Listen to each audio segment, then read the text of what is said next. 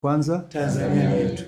Kwanza nimshukuru Mheshimiwa Mwenyekiti wa JMAT mkoa wa Mwanza, ndugu yetu Shehe Musa Rashid kwa nafasi hii ambayo umenipa. Naweza nikasema ni nafasi adimu sana, kwa sababu nikiwa hapa sizungumzi tu na Mwanza, naongea na dunia nzima. Kwa ukipata nafasi kama hii ni nadra na tunapaswa tuitumie kwa kuithamini. Kwa nishukuru sana mwenyekiti wangu, lakini pia mshukuru katibu wa JMAT mkoa wa Mwanza kwa kuridhia pia hii, kwa sababu alikuwa na uwezo pia kama mjumbe wa kusema kwamba Laizer asiwepo. Lakini pia namshukuru mhasibu, na washukuru pia wajumbe wote ambao tunawakilisha JMAT mkoa wa Mwanza kwa ajili ya mazito haya ambayo yanatukumba. Lakini nizungumzie jambo moja, kwamba jambo zito linamhitaji kiongozi, mambo mepesi yanamhitaji kiongozi. Kwa hiyo niseme na neno hili limfikie pia mwenyekiti wetu mkuu, kwamba kwa sababu ni mwenyekiti mkuu lazima akutane na mambo makuu. Lakini pia mwenyekiti wetu wa mkoa wa Mwanza JMAT, ukiwa kama mwenyekiti tegemea mambo makuu. Na ndio maana Mungu amekupa hiyo nafasi kama mwenyekiti. Ingekuwa hakuna haja ya wewe kuwa mwenyekiti, lakini umekuwa mwenyekiti kwa sababu ya mambo mazito kama haya. Jamii inahitaji kiongozi, na kiongozi ndio sisi. Na ndio maana tuko mahali hapa kama viongozi kwa ajili ya kuondoa tatizo liloko kwenye jamii ambalo limeingizwa kwa ubaya. Hao walioingiza, wao furaha yao ni kuona tunalia, furaha yao ni kuona tuna huzuni, furaha yao ni kuona tunanyoosheana vidole.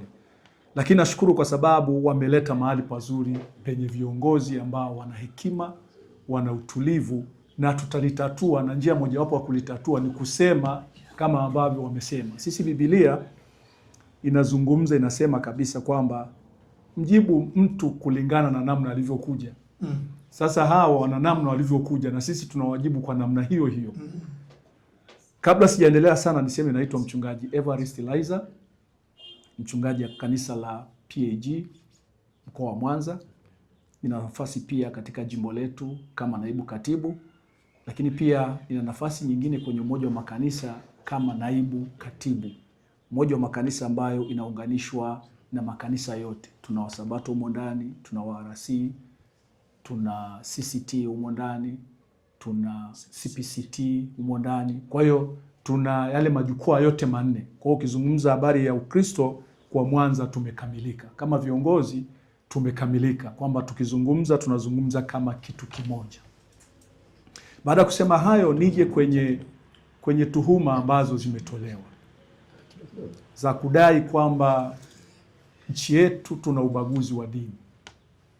Kwa nafasi ambazo zimetaja, mimi sikuona, na kama kiongozi na la kusema kama kiongozi, ili jamii tubaki kwenye misingi yetu ya kutokubaguana, misingi yetu ya kupendana. Kwenye nchi yetu hatuna udini, kwa sababu kwanza hatuna mipaka katika kuoana.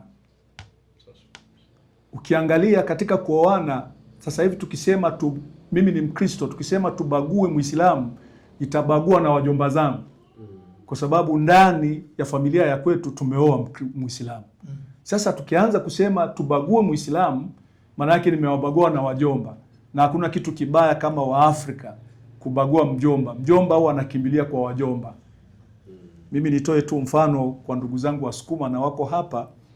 Bibi yangu kwa asili ni Msukuma, na bibi yangu alichukuliwa kipindi kile tunachukua ng'ombe kama Wamasai, lakini bahati nzuri nikawa nimezaliwa. Kwa hiyo nikiwa Mwanza mimi ni mjomba, na mara nyingi huwa naitambulisha hiyo, na mimi ni furaha yangu wao kuelewa kwamba mimi ni mjomba wao, kwa sababu sehemu pa kukimbilia ni kwa wajomba. Kwa wajomba hakuna fimbo, kwa wajomba hakuna kunyoshoa vidole, kwa wajomba huwezi ukafanywa jambo lolote baya. Sasa tukifika eneo la kubaguana kidini, wakati sasa mimi na wajomba ambao wametokana na Waislamu, itakuwa ni kitu kigumu sana, na itakuwa ni kitu ambacho hakiwezekani. Kwa hiyo kwa nchi yetu ya Tanzania, wale waliosema kwamba tuna ubaguzi hatuna ubaguzi, kwa sababu hatuwezi tukabaguana kwa sababu ya asili yetu. Lakini jambo la pili, hatuwezi kubaguana kwa sababu tumetokana na Mungu mmoja. Wote Waislamu wametoka kwa Mungu, wapagani wametoka kwa Mungu, Wakristo tumetoka kwa Mungu. Sasa ubaguzi unatoka wapi wakati wote tumetoka kwa Mungu na kila mmoja anamuita Mungu ni Mungu huyo huyo? Sasa ubaguzi unatoka wapi? Labda kwa nchi zingine, lakini kwa Tanzania napenda kuambia wale ambao wamezungumza hivyo, kwetu Tanzania hicho kitu hakipo na hakitatokea kwa sababu ya misingi ambayo tumewekewa. Watangulizi wetu, Mwalimu Nyerere alisema nchi hii haitakuwa na udini. Alijua na aliona haya ambayo tunayaona sasa, na akajenga nchi kwenye msingi wa kwamba nchi haitakuwa na dini, lakini watu wake watakuwa na dini. Kwa hiyo tukikutana kwenye ofisi ya serikali, kila mmoja na dini yake. Tukikutana sokoni, kila mmoja na dini yake. Tukikutana kwenye hais, kila mtu ana dini yake. Tukikutana barabarani, kila mtu ana dini yake, lakini tunasalimiana kama Watanzania na hatuna shida. Mwalimu Nyerere alikuwa na neno nasema, unamuuliza mtu dini yako, unataka kutambika? Ule mzee alikuwa ameona mbali sana. Unataka kutambika? Kwa nini unaanza kuzungumza hayo? Ukizungumza mtu kumuuliza kwamba dini yako ni nini, unataka kufanya ibada? Kwa sababu ukizungumza dini, maana yake unataka kufanya ibada. Sasa nashangaa wanaozungumza habari ya kwamba tuna dini na sijajua kwamba wao wana dini gani, kwa sababu sidhani kama wametokana na hizi dini tulizo nazo. Sidhani kama wametokana na dini ya Kristo, sidhani kama wametokana na dini ya Kiislamu. Nafikiri kuna dini nyingine ambayo nafikiri itakuwa nje ya umoja wetu wa JMAT, kwa sababu sisi ndani ya JMAT tunazo dini zote na Mungu alitusaidia kuunda umoja wenye dini zote. Na hata hapa piga picha nafikiri anachukua, wote tuko mahali hapa. Kwa hiyo sisi hatuna dini na nchi yetu haina dini. Kwa hiyo tunataka tuambie hao warudi aidha kwenye Ukristo aidha kwenye Uislamu, kwa sababu wakirudi kule hawatakuwa na cha kusema, kwa sababu watakuwa na Mungu wa kumsemea. Unajua hao, mimi naiona tu kwa wepesi kwamba hawana Mungu, hawana dini. Ndio maana wanasema, kuna lugha wanasema ni kama vile wanatapatapa kwenye maji. Sasa watafute mahali pa kushika, aidha Ukristo au Uislamu. Wanawake wakishika kati ya mojawapo hiyo, hawatakuwa na hilo la kusema, watakuwa na Mungu ambaye watakuwa na muabudu. Kwa baada ya kusema hayo, nitoe mifano miwili au mfano mmoja. Mwaka jana nilipata neema, mwaka huu nilipata neema ya kuwa mratibu wa day wa Jumuiya ya Maridhiano Day kwa Tanzania, na kwa neema ya Mungu pia tulifanyia hapa Mwanza, na nilijifunza vitu vingi sana, kwa sababu kiongozi mzuri ni yule anayejifunza. Hata sasa tunaendelea kujifunza, na naomba wewe unayetusikiliza au kuangalia, na wewe endelea kujifunza. Usibaki tu na kile unachokijua, kila siku tunajifunza. Kwa hiyo nilijifunza jambo moja. Jambo la kwanza, haya yanayosema mimi sikuyaona, kwa sababu nilikuwa katibu na ratibu. Kwa hiyo nimewaratibu watu wote waliokuja Mwanza, waliotoka Tanzania nzima. Nimewapokea, wamelala kwenye hoteli, zingine ni za Wakristo, zingine ni za Waislamu. Sijaona au kusikia aliyesema mimi nataka nilale kwenye hoteli ya Muislamu kwa sababu mimi ni Muislamu, au mimi nataka nilale kwenye hoteli ya Mkristo kwa sababu mimi ni Mkristo. Sijaona. Kila mmoja ambaye tulimpanga kwenye hoteli, asubuhi yake alituambia kwamba kwa kweli tumefurahia huduma, na ndani ya zile hoteli kuna Waislamu, kuna Wakristo na kuna wapagani, lakini hawakuzungumza habari ya dini. Kwa hiyo nilijifunza hicho. Lakini jambo lingine, nilipata pia neema wakati mwenyekiti wetu taifa huyu ambaye anatuhumiwa alikuja, na kanisa ninalolichunga mimi likamwalika, kwa sababu ilikuwa ni mwezi wa Ramadhani. Kwa hiyo Waislamu walikuwa wamefunga. Kwa hiyo ni kwa heshima tu nikawa nimemuomba, wala sikutegemea kwamba angekubali, lakini kwa namna ambavyo mwenyekiti wetu ni kiongozi, alikubali na alikuja kanisani. Na nashukuru pia JMAT kwa sababu walinipa watu. Mhasibu alikuwa ni mojawapo, mhasibu wa mkoa alikuwa ni mojawapo wa mpishi, lakini pia nilipata wapishi wengine ndani ya JMAT ambao walinisaidia kutengeneza ile futari tengenezwe katika hali ambayo ndugu zetu Waislamu watajisikia kwamba wameenda kwa ndugu yao, kwa sababu mimi najua ni ndugu, kwa sababu wote tumetoka kwa Ibrahim. Kwa hiyo naelewa kwamba ni ndugu. Kwa hiyo wakanisaidia. Kwa hiyo akaenda, na kabla ya kufuturu nikamwandalia sehemu ya kufanyia ibada, na mahali hapo ni eneo la kanisa. Tunapozungumzia eneo la kanisa, maana yake ni majengo ya kanisa. Na mimi kwenye Biblia na kwa elimu kidogo nilio nayo theolojia, sijaona sehemu inayonizuia. Sijaiona kwenye Biblia kabisa. Kwa hiyo nilikuwa na uhuru na nilikuwa na amani ya kufanya hivyo. Lakini nashukuru pia ndugu zangu Waislamu ambao walimsindikiza mwenyekiti, na wenyewe walikuwa na amani, walikuwa na furaha. Na bahati nzuri ile hafla tulifanyia kanisani, sio kwenye nyumba ya mchungaji, kanisani. Kwa hiyo hata maombi yale ambayo walifungua mfungo walifanyia kwenye maeneo ya kanisa. Na hata wananchi wa pale, unajua, wengine walikuja wakanifuata, kwa sababu mimi ni mtu wa jamii. Wakanifuata wakaniambia, mchungaji, leo kuna nini? Mbona tunasikia mnahitaji, mwenyekiti anahitaji ile adhana. Mbona tunasikia adhana inapigwa kanisani?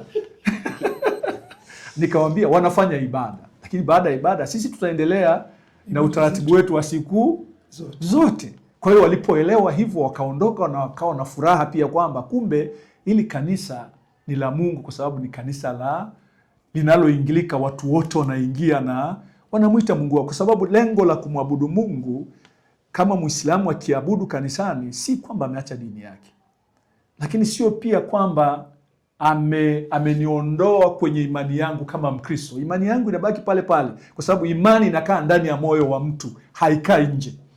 Kwa hiyo wakafanya ibada, lakini baada ya hapo tukafuturu pamoja, na nikashukuru pia baada ya siku moja au siku mbili tukaitwa tena kwa shehe kwa Muislamu mwingine, naye ameandaa tena futari, na sisi tukaenda, maaskofu tukaenda na tukashiriki pamoja. Kwa hayo mambo nikajifunza kwamba kumbe umoja una nguvu.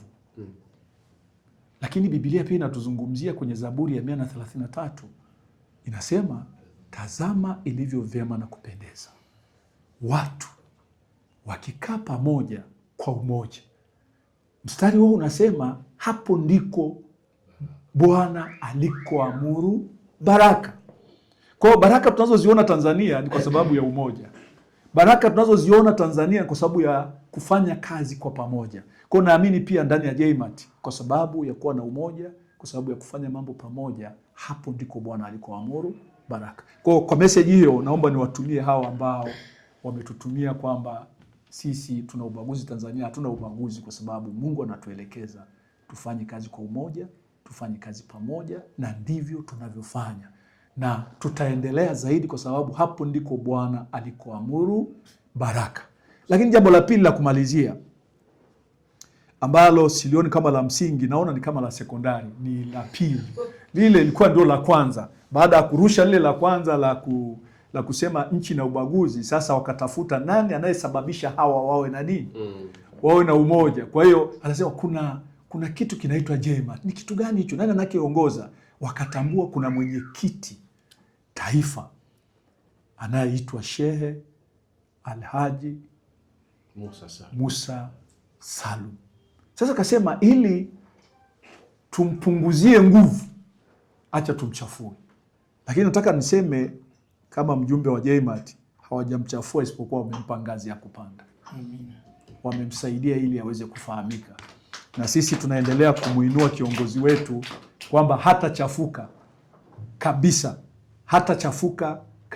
na ataendelea kupanda kwenda juu hapo alikofika bado, kwa sababu ataendelea kupanda juu zaidi.